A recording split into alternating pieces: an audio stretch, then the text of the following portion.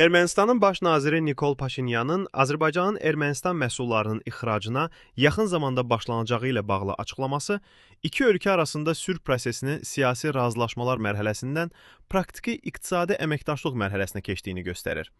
Xəbər eksperti xəbər verir ki, bu barədə Sokratın ələyi təxəllüsü ilə tanınan analitik yazır. 1988-ci ildən etibarən faktiki olaraq mövcud olmayan ticarət əlaqələrinin bərpası 2025-ci ildə Vaşinqtonda əldə edilmiş məhdudiyyətsiz ticarət haqqında razılaşmanın ardınca atılan məntiqli addım kimi qiymətləndirilə bilər. Belə bir əməkdaşlıq hər iki tərəf üçün sabitliyin qorunması və qarşılıqlı etimadın möhkəmləndirilməsi baxımından yeni maraqlar yaradır.